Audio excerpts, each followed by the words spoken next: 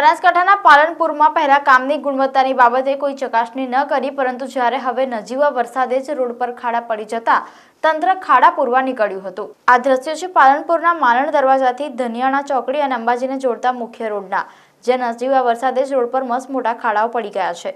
આ રોડ અંબાજી તરફથી પાલનપુર શહેરમાં પ્રવેશવાનો મુખ્ય રોડ છે, જે રોડ પહેલા જ વરસાદમાં બિસ્માર બની ગયો છે। કોન્ટ્રાક્ટર જ્યારે રોડ બનાવે ત્યારે તંત્ર ઓફિસમાંથી નીકળીને સ્થળ પર કામની ગુણવત્તાની કોઈ જાતની તપાસ કરતા નથી, પરંતુ જ્યારે રોડ બિસ્માર બને ત્યારે જવાબદાર તંત્ર દોડતું થાય છે। અહીંયાથી પસાર થતા જાગૃત નાગરિકે તંત્રની કામગીરી સામે સવાલ ઉઠાવતા કહ્યું કે તંત્રની બેદરકારીના કારણે જ આ પરિસ્થિતિનું નિર્માણ થયું છે।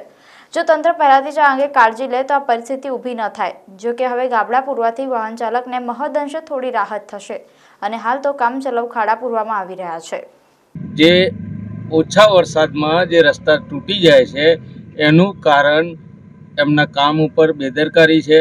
કોઈ સારી ક્વોલિટીનો યુઝ કરતા નથી, ચાહે કોન્ટ્રાક્ટર હોય, મ્યુનિસિપાલિટી હોય યા નગરપાલિકા હોય, તો એ લોકોને ધ્યાન આપવું જોઈએ અને પબ્લિક હેરાન ના થાય એ રીતના વ્યવસ્થા કરવી જોઈએ। રમેશભાઈ પટેલ।